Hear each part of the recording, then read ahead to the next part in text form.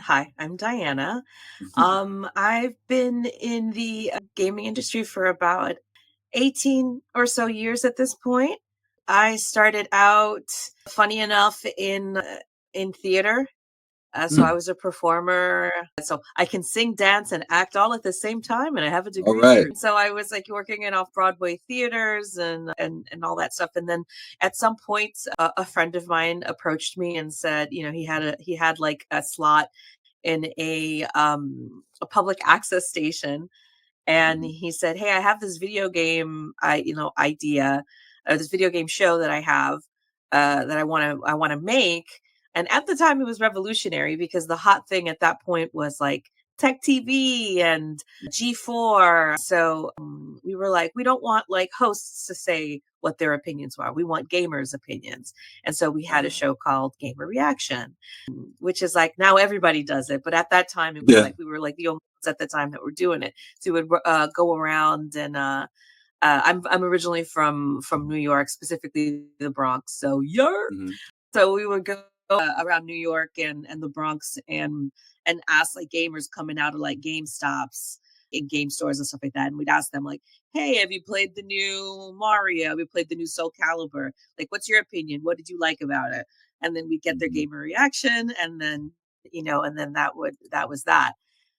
Um, the show was on public access, and then we started on this little thing called YouTube, that had just started. We eventually had a podcast.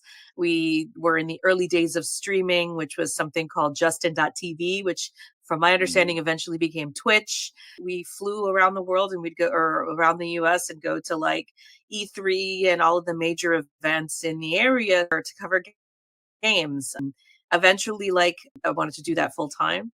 I Hmm. got hired at Sony, started working, moved to San Francisco, worked at a Japanese mobile gaming company where I made like Otome games. I was a creative producer, then moved on to Astro Gaming. So, working on like headphones, and I was a licensing manager, partnerships manager over there, and helping with like licensing deals as well as esports events and getting Right. headsets Hmm. in the hands of like of players. Uh, from there, moved to Deep Silver, then went to Massive Games slash Ubisoft, where I released the Division, and then I was at Zynga slash Take Two as a senior licensing producer for the Star Wars property, where I managed the Hmm. relationship between Lucasfilm and the studios and our partners. That's been my career in a nutshell. Man, what a career to start from theater. How was that transition? How did you go from that world to gaming? Artistically, I can see how that bridge could get there. You'd be actually really, really surprised. Like theater people and gaming folk are it's in the Venn diagrams of Venn diagrams, it's a flat Yeah. circle. It's pretty much like Yeah. everybody as far as I know, there have been a lot of folks that through my career who also who I've just met and like just friends as well, who used to be like theater majors, used to do community theater or still do community theater. It's because Yeah. it's connected. I like to say that it's like a bunch of creative weirdos. You have folks who like to put on shows, who like to be a part of that show, but then also who and then throw it out into the world and perform that in front of people.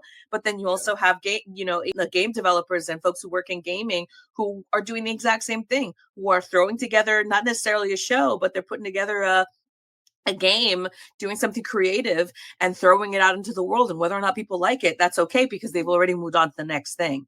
So Right. it's the same concept. It's the creative outlet. It's the bug. It just in a different level with more, with more tools and definitely a lot more people. Growing up in the Bronx, Yeah. assuming that the environment kind of molded your, creative Yeah. vibes or whatever. How did that sort of also mesh into making it that? Well, I mean, I think you take what you can get. When I was growing up, gaming was, Nintendo. And so it's just Yeah. like, you would go, not everybody had a console. It would be the sort of Hmm. thing that you go. So like when I was playing, when I wanted to play Nintendo initially, I would go down to the super's basement And like, because his kids had a Nintendo. And so Mhm. that's how we would play Nintendo. And we would play Genesis and any other system that was like Turbo Graphics that would come out. My cousin also Mhm. had like a Turbo Graphics that he bought off of like the supers from what I remembered. And it wasn't Mhm. until afterwards, my parents are from the Dominican Republic and we moved here.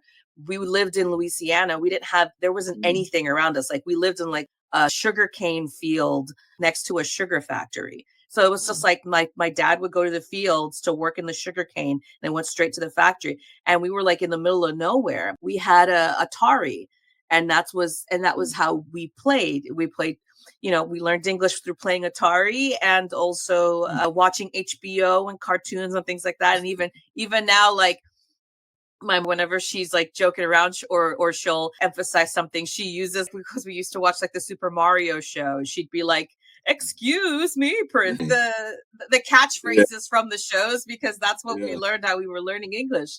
And then it kind of Mhm. continued forward. So video games was always like sort of that thread for us. Mhm. I remember one of my things growing up, when we finally were able to afford a Nintendo, we got the Nintendo, and the game, again, this was my mom was the one encouraging the video games. And so Mhm. my mom, she brought, we had Final Fantasy, Legend of Zelda, and Dragon Warrior. And so Legend of Zelda was the one that we gravitated to. And so I remember coming home from school one day because we had worn the app that came in the box out so badly. Came home that day, she had clear tape on the map so that it wouldn't wear off anymore. And I remember that vividly. She was, Old yeah. school. And so Mhm. it's always been a part of my life. That feeds into the creativity. You have to be creative. You have to make best with what you have. And that kind of feeds into my career. I didn't go to school Mhm. for video Okay. games. That wasn't a thing. I think people think that when you go into gaming, and this is something that I talk about a lot with students, people think that in order to get into gaming, you need to be a programmer. And that's Mhm. not how it is. Gaming, much like theater, much like TV, much like film, things that I've been a part of and worked in, is not just the actors, and it's not just the producer or the director. Mhm. These things are not the key things. It is the Mhm. sum of all of it, of everybody working together. You need the accountant, you need the set designer, you need Mhm. this thing in just in gaming, like you need your producers to help guide the programmers. You need Mhm.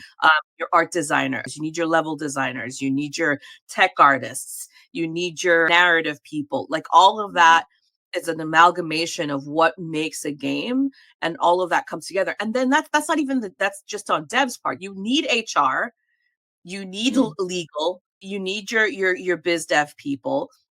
You need those people to keep the lights open as well. I've been helping out some indie studios and talking to different people who want to like start companies or start studios or whatever. And a lot of the time people don't think about, they're like, I want to make a game. And you're like, okay, cool. You can make the game if you're a programmer. That's great. You could, if you could be a one person thing and go through the Stardew Valley, Mhm. way, where Mhm. the guy he did it himself, which is a Mhm. fantastic feat. Mike Bithell, who did several games by himself as well. But eventually you start to realize, okay, that's a lot of work for one person. You need to Mhm. have more people. You need to start bringing in a lot more folks in order for your company, for your production to succeed. Because if you're doing it by yourself, or if you're doing it with five people, then it becomes a major struggle depending on what you're doing. And Mhm. so all of that is important, and everyone is important. There are a lot of different ways to get into gaming. How do you see that balance or that shift coming up? New age of technology and stuff, where like not Mhm, many companies may see people as not as important, or you don't need as mhm, many people to fund mhm. their operation. Where do you sit in that realm, as kind of being on both sides of it where you are? I've seen all sides of it, and I Mhm. think people make it more complicated than it needs to be. I Mhm. also think that the reason why I've seen all sides of it is what makes me incensed, what gets me angry and pissed off, Mhm. is the fact that, like, it's not necessary for you to do these things. It's not necessary for you to force people back into the office in a brand new state of the art building that was completely unnecessary to build. You spent all this money on a building while people are remote. People have moved around. You're forcing people back into the office when now we know that things can be done remotely. You're investing money in things like Bitcoin and fungible tokens, which are now anybody could tell you it was not going to work. And yet you invested millions upon billions of dollars in something that was an absolute abject failure, and now you're sitting there with your Pikachu face that you're surprised that it didn't work. And now you lost money. So it's like the investments in like ridiculous things, because it was easy to invest since you had money. You're also reaping the rewards of blockbuster games that are making millions upon millions upon millions of dollars, in some cases billions of dollars back, and yet it's not enough. So you start to see that the math ain't mathin'. You're saying on one you're reaping record profits, but then on the other end you're saying we got to be lean and mean, and it's like what, that doesn't make any sense. And yet on the other end of that, you're also asking for a raise. Meanwhile, you still haven't paid your QA the amount of money that they're worth, because they busted their ass to make the game that you are reaping the profits on. They haven't gotten that money. For the Star Wars stuff, I'm sure there was some things in there that were pretty interesting to sort of work with, that delicate dance of, as the game is coming out, people are expecting that quality. They're expecting Star Wars. How does that dance sort of work with the companies, as opposed to having the foot also in the theater world and kind of having to be the go-between with the people who are sort of on both sides? Is needing to understand the business part of it, but needing to understand that people are the ones who are making the games. If those people decide to one day not show up tomorrow, the game don't get made. So it's just like, you need to be able to understand the business, and you need to be able to understand like where the money comes from, and how to spend the money and all this other stuff. But then you also need to understand that like the people are valuable, and that the relationships are valuable, and how you work with people and how they respect each other. Because at the end of the day, if I'm putting on a show and I don't like the main actress, tough tit, Dianna. Yeah, What a shame. Just because you don't like the actress, or you don't like the, you don't like the director, or you don't like the person you're working with, that doesn't mean anything. At the end of the day, you're trying to put a show on. The show must go on, is what they say, right? It's the same concept in gaming. But I think gaming is interesting. There's a lot of money invested. In theater, you have to make do with what you have. I can decide tomorrow I want to put on a Shakespeare play, get a whole bunch of of people together, and go to the park and do it. But like if I wanted to put it up on like Broadway, that's a different thing, and that involves money. It's the same concept in gaming. I can't just all of a sudden decide I want to I can decide to make a game tomorrow, but like it's going to take some time. It's going to take some investment on my end to make it happen if I just do it on my own. With gaming, it's a lot of money. But the problem is that because it's a lot of money, people are wising up to this, is that the more money you have, it's like it kind of gives you a little bit of brain worms. And you really need to have people around you to tell you, maybe we shouldn't invest $1 million on a trailer that we could have done internally. You know what I mean? Like maybe we shouldn't be doing these sort of things. You have your bloated costs, but there's a lot of like smarter ways of doing it. And I think that because it's like everybody has a budget, and each team and each department has a certain amount of money they need to spend, there are always going to be some people who are like, well, I want to spend $1 million on the trailer because my buddy owns the trailer company and I want to give him some money. I want to wet his beak a little bit. And you're like, what? Hold on a second. We shouldn't be doing that. Is a problem. That is a legitimate fucking problem. Like, I don't understand how that's okay. So these are the things I'm talking about. It's like, you have, and I'm not saying it's like an epidemic and it's like a thing that like every studio and every group suffer from it. It's just that, we need to be smarter. And it doesn't help that all of a sudden the people at the top, the executives, have to be beholden to shareholders. And even though they're making, their $10 million or $20 million or $30 million that year, that doesn't ever seem to be enough. You can't have exponential growth, which is what you keep hearing in these. We're having exponential growth. at some point, that growth is going to stagnate. Nothing ever keeps just going up. This is always Record profits. You're always making a lot of money. Just because you had record profits this year, that doesn't mean you're going to have it next year. Yeah. So why are we expecting it to have it next year, and then the next year after that, and then the next year after that? And that's the mentality where I'm talking about brainworms. It's just that they're seeing that money keep coming in, and it's like you can't consistently keep having record profits every single year, year after year, and not expect some form of a downturn. And in order for you to keep your record profits, you need to force people back into the office. I don't understand.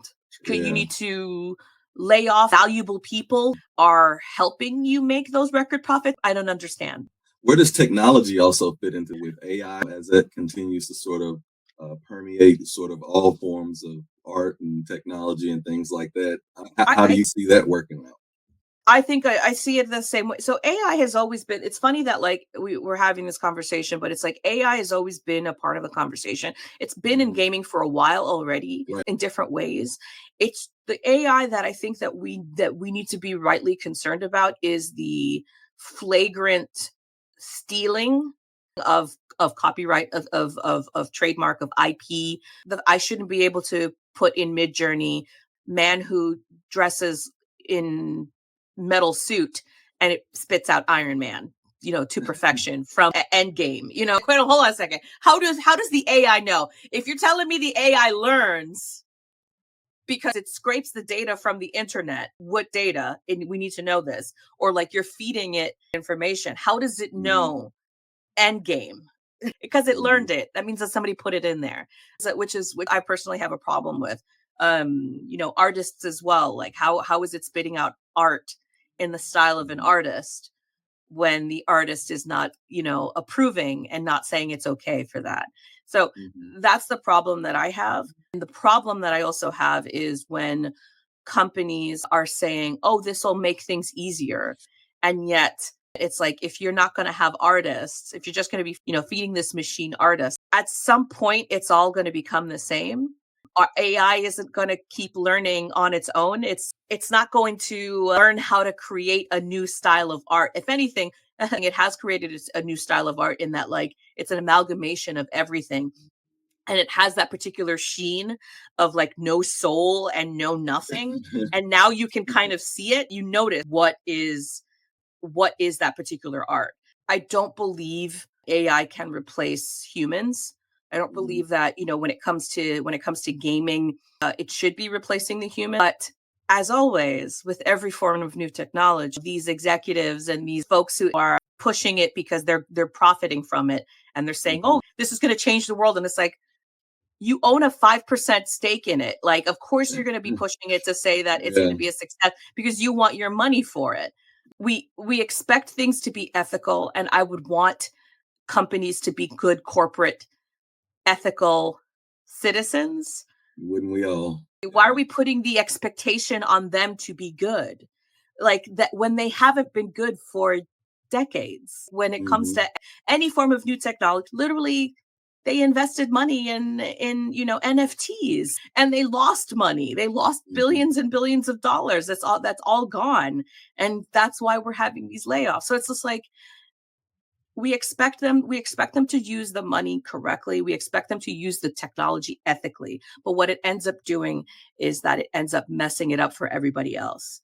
I personally believe that good luck with that. If you fully believe it, we already have a prime example of a studio doing a massive layoff and deciding to replace people with AI. And then, coming to the conclusion 6 months later that they can't replace people with AI. And now they need to do a rehiring. I mean, now you're not going to be able to force people to just come back to somebody's office. And frankly, if I know that you're going to be laying people off, we smarter than that now. Why do I want to work with you? I don't want to work with you. You nasty. Like, get out of here. The way you treat your people, the way you treat your employees, the way you've been treating this industry, why would I trust you? And I think that that's important. That's a conversation that we need to have as an industry. What is important to us? The IGDA is releasing a call to action.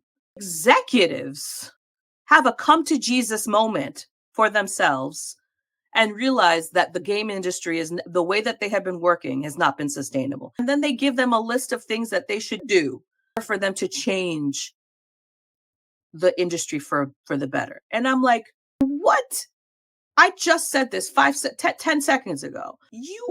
We have been waiting for decades for these people to wake up and to start considering us as human beings through sexual harassment, through the icing out and the racism and the disrespect to underrepresented communities, like the underpay, the overworking, the crunch. We're also facing an epidemic of burnout out of people who don't want to be in this industry anymore. A senior and lead and everybody above, the people, the brains, I say that loosely, the people who keep the industry going are tired of this industry.